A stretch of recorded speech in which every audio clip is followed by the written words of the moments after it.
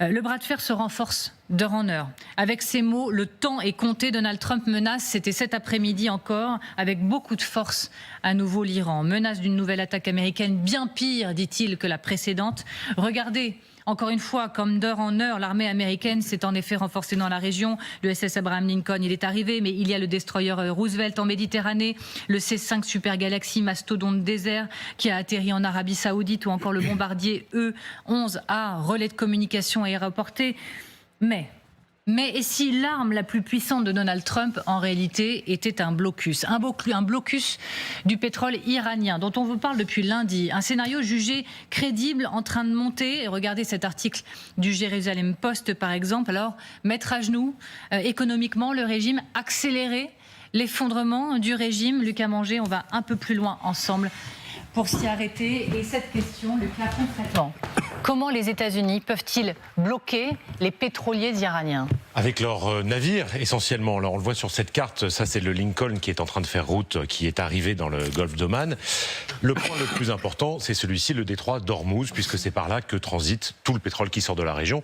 Et notamment, 90% du pétrole iranien sort de cette petite île qui s'appelle Karg, c'est là d'où partent les bateaux iraniens de la fameuse flotte fantôme iranienne. Alors, les estimations varient parce que le pétrole iranien est quand même très bloqué par les sanctions internationales, mais l'année dernière, on estimait qu'il y avait 1,2 million de barils jour qui pouvaient quand même sortir à 90% vers la Chine. Donc le pétrole, on le voit sur cette carte, part par là.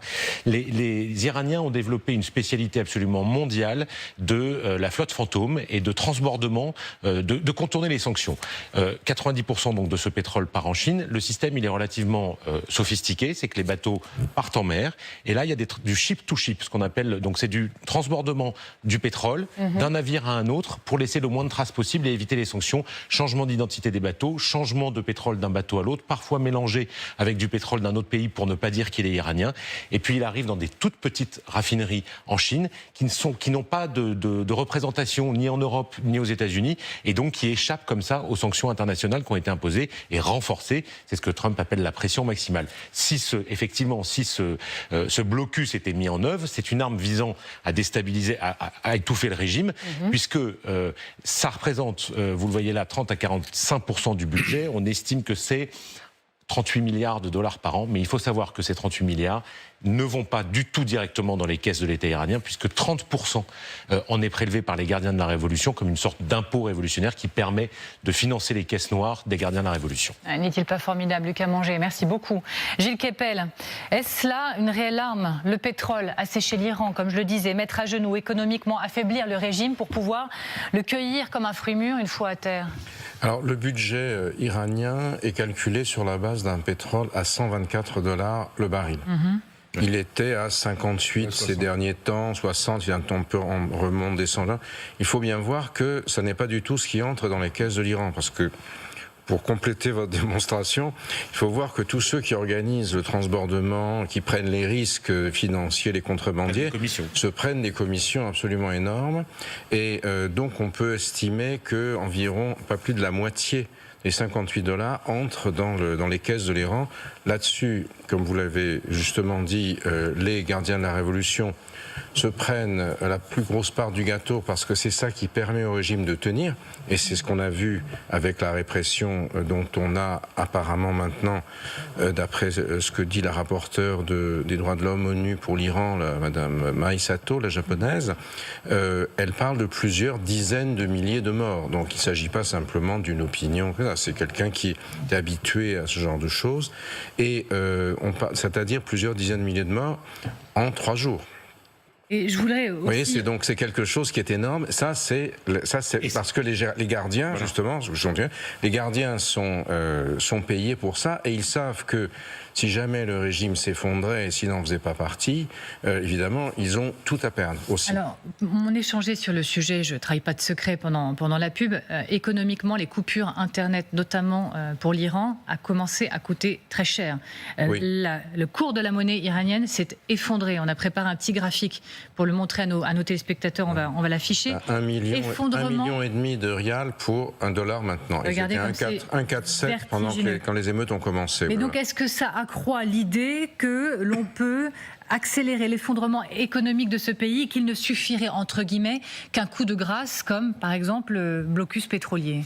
Alors, comme ça vient de vous être dit, l'armée des gardiens de la Révolution, qui n'est pas la même que l'armée ordinaire, si j'ose dire, qu'on appelle Artesh, qui n'est pas très bien payée et qui n'est pas très bien armée. Les gardiens de la Révolution ont montré leur rôle de garde prétorienne du régime dont ils sont le cœur, les pasdarans en Iran. Et ils ont quand même une capacité de résilience extraordinaire. Toute la question va être, et c'est sans doute ce que sont en train de penser les Américains, ce qu'ils sont en train de réfléchir, et les Israéliens s'ils s'y mettent également, c'est de savoir comment faire en sorte de casser le système de pouvoir iranien. Alors vous savez qu'il y a quelques jours, on a annoncé qu'il plus aucun vol ne partait vers le Golfe. Puis 3 heures plus tard, ces mesures ont été suspendues. Autant qu'on le sache, c'est parce que les Américains ont mis en œuvre tout leur radar pour faire croire qu'ils allaient frapper l'Iran. Ce qui fait que les Iraniens ont mis en place leur plan de secours, de dissimulation, de cache, etc. Ce qui fait qu'ils sont aujourd'hui très embarrassés parce que ils n'ont pas de plan B, si vous voulez, en cas d'attaque. Donc ça veut dire que la nécessité pour la frappe américaine, et c'est pourquoi Trump a reculé, a attendu un moment où l'armement serait opportun, bien placé et autres, c'est d'arriver à briser le cœur du système politico-militaire. Je ne suis pas convaincu qu'à ce stade, des sanctions économiques un peu plus importantes ou un peu moins importantes, bien évidemment, ça va y contribuer. Mais ça n'est pas ça qui est décisif, puisque l'économie est déjà à plat. Et comme vous l'avez à l'instant rapporté, outre l'effondrement de la monnaie, la coupure Internet généralisée, le blackout, qui était destiné à empêcher la société de communiquer, parce que l'Iran est un pays très connecté. Tout le monde, vous avez tout le monde a son téléphone, etc. Et l'économie iranienne, outre l'économie informelle, fonctionne en grande partie sur la base de transactions informatiques. Et donc, depuis maintenant 3 semaines de blackout, vous avez une grande quantité de gens en Iran qui n'ont plus de revenus, qui ne peuvent plus fonctionner. Donc là, il y a une désaffection énorme et des gens qui, finalement, n'allaient pas prendre de risques. Là, ils n'ont plus rien à manger, sauf s'ils ont des cousins à l'étranger qui leur envoient des dollars. Je voudrais vous montrer un autre extrait du message publié assez fort de Donald Trump dans l'après-midi. Et il compare un peu cette opération, vous allez comprendre, au Venezuela. Il dit que c'est une flotte plus importante menée par le grand porte-avions Abraham Lincoln que celle envoyée au Venezuela. Comme pour le Venezuela, elle est prête, disposée et capable d'accomplir rapidement sa mission avec vitesse, violence si nécessaire. Dans la période précédant le raid au Venezuela, colonel, le président Trump avait ordonné un blocus pétrolier similaire contre le Venezuela, entraînant la saisie de 7 pétroliers, la plupart liés à l'Iran et à la Russie. Est-ce que, selon vous, cette comparaison avec le Venezuela peut nous laisser entendre qu'une telle opération semblable pourrait être en préparation? Oui, c'est possible, évidemment. Le problème, c'est que les conditions géographiques ne sont pas du tout les mêmes. On voit bien que le golfe Persique, le détroit d'Ormuz et le golfe d'Arabie limitent les capacités, en fait, d'empêcher l'Iran de faire quelque chose. Très concrètement, les bateaux peuvent sortir, mais de quel bateau on parle? Vous avez un flux permanent mondial du pétrole, du golfe Persique en direction du monde entier. Bateaux chinois, etc., etc. Donc le problème, assécher l'Iran, ça veut dire l'empêcher d'avoir des bateaux. Maintenant, le problème est le suivant. C'est que la géographie commande. On voit bien qu'il y a un énorme problème. C'est que, l'Iran n'a pas perdu toutes ses capacités de rétorsion par 3 moyens. Le premier, c'est les missiles, je dirais, balistiques qui partiraient de l'Iran et qui taperaient des bases en Arabie Saoudite ou ailleurs. Le deuxième point, qui est pas nul, je me rappelle l'USS Cole qui avait été détruit par une attaque, je dirais, avec un tout petit bateau avec 300 kg d'explosifs en 2000. C'est parce qu'aujourd'hui, les Américains, avec le nombre de bateaux qu'ils ont, ils peuvent pas se permettre le moindre incident. Et le troisième point, qui n'est pas nul, c'est qu'en fait, ce soit les Iraniens eux-mêmes qui provoquent une crise pétrolière en minant le détroit d'Ormuz. Ça, c'est un sujet... En frappant un bateau. Exactement. En frappant un bateau, un pétrolier qui passe... Je vous rappelle que Ormuz, c'est 50 km de large et 50 mètres de profondeur. Donc c'est extrêmement petit. Et là, les Iraniens ont une capacité à... Il suffit d'avoir une mine qui se promène et les bateaux ne pourront plus passer. Alors, Le régime se prépare-t-il à sa propre décapitation ? Dans le Financial Times, passionnant de lire aujourd'hui que le régime en Iran semble fonctionner sous cette hypothèse d'une action militaire américaine et d'une possible décapitation du leadership. Il délèguerait même déjà présentement ses pouvoirs aux provinces 31 au cas où des figures de haut rang seraient éliminées. Pour aller plus loin, on retourne sur le terrain pour retrouver Siavash Ghazi. Encore une fois, merci beaucoup Siavash Ghazi, correspondant France 24 et RFI, d'être en direct avec nous, et vous l'êtes depuis les rues de Téhéran que nous n'avons pas vu comme ça depuis des semaines et des semaines. Les connexions ont repris, ce qui nous permet cet échange précieux. Siavash Ghazi, constatez-vous une forme de fébrilité du pouvoir ? En fait, le pouvoir tient un discours très dur, à la fois sur le plan intérieur, mais aussi sur le plan extérieur. Sur le plan intérieur, le guide suprême iranien, qui était intervenu avant les nuits de 8 et 9 janvier, a affirmé que donc le pouvoir ne restera pas les bras croisés face à ce qu'il a appelé les troubles ou les fauteurs de troubles ou les émeutiers qu'il a accusés d'être liés à Israël et aux États-Unis pour déstabiliser le pays. Sur le plan extérieur, c'est le même discours de fermeté. Depuis plusieurs jours et plusieurs semaines, les responsables iraniens répètent qu'en cas d'attaque américaine, il y aura une riposte très dure de la part de l'Iran pour viser les bases américaines dans la région, dans les monarchies arabes du Golfe Persique, mais aussi le territoire israélien. Et hier, un responsable des gardiens de la Révolution a affirmé que les bâtiments de guerre américains étaient également des cibles potentielles, donc en cas d'attaque américaine, donc qui pourraient être visées donc par des missiles balistiques et supersoniques iraniens, des missiles qui ont une portée entre 500 km et 2000 km, et qui sont parfaitement capables d'atteindre, par exemple, le porte-avions Abraham Lincoln, qui est stationné à quelques centaines de kilomètres des côtes iraniennes. Et donc, en théorie, l'Iran a la capacité de lancer, en tout cas, des missiles contre le porte-avions américain ou frapper des bases des pays de la région, ce qui explique qu'il y a beaucoup d'activités diplomatiques, notamment des pays de la région, la Turquie, l'Arabie Saoudite, les Émirats Arabes Unis ou encore l'Égypte, qui craignent une déstabilisation générale de la région en cas d'attaque de l'Iran, et une déstabilisation de l'Iran qui pourra faire tache d'huile et donc atteindre les autres pays de la région. Passionnant et si précieux de vous entendre encore une fois depuis les rues de Téhéran. Siavash Ghazi, correspondant France 24 et RFI. Merci encore une fois d'avoir été avec nous. Ça vient de tomber, une déclaration de Marco Rubio qui assure que l'Iran est plus faible que jamais. On va parler d'accord juste après. D'abord, on l'écoute. Je pense que des régimes, dont le régime iranien, ont appris que quand vous tirez sur des gens en pleine tête avec des snipers, ça terrorise la population. C'est terrifiant et c'est ce à quoi nous avons assisté. Ce régime est sans doute plus faible qu'il ne l'a jamais été, et leur problème à court terme maintenant, en dehors des manifestations qu'on a vues dans le passé, c'est qu'ils n'ont plus les moyens de répondre aux problèmes essentiels de la population, notamment l'économie qui s'effondre. Et la raison principale pour laquelle l'économie s'effondre, c'est qu'ils ont dépensé tout leur argent et toutes leurs ressources à construire des armes et à parrainer des groupes terroristes à travers le monde au lieu de réinvestir dans la société iranienne.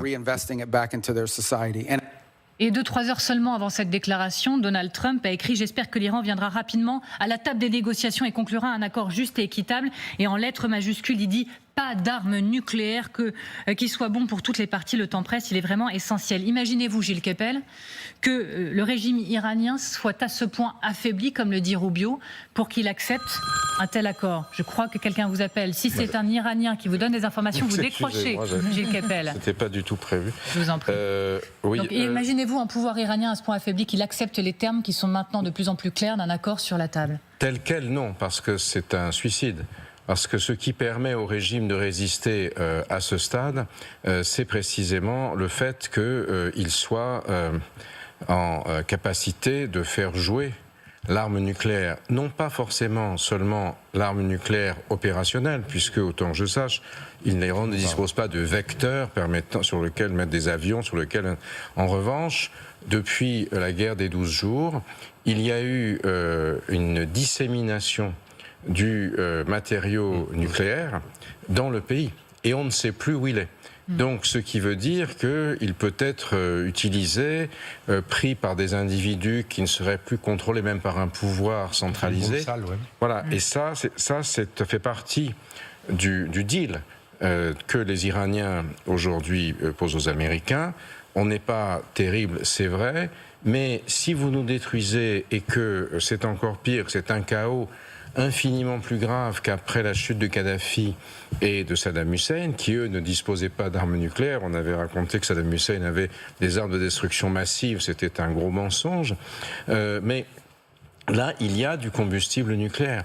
Et tout ça, c'est quelque chose qui est aujourd'hui, qui fait partie des stratégies, si vous voulez, de défense, de mensonges diplomatiques pour protéger le régime autant que possible et aussi mettre l'accent sur ce qui est pour l'instant le plus gros facteur de protection du régime, c'est-à-dire la hantise des pays arabes du Golfe voisin, que l'Iran ne leur tape dessus. Et du reste, leur diplomatie a multiplié les déclarations craintives et on va le voir à cet dans un égard. instant. Vous avez raison, je vous le promets, on y arrive. Mais Elisabeth Shepard-Selam, peut-on imaginer que tout ce que nous voyons depuis le début de l'émission soit, comme je le disais en introduction, qu'un, entre guillemets, immense revolver mis sur la table par Donald Trump pour obtenir le fameux accord sur le nucléaire, et voyez-vous même une chance d'y parvenir?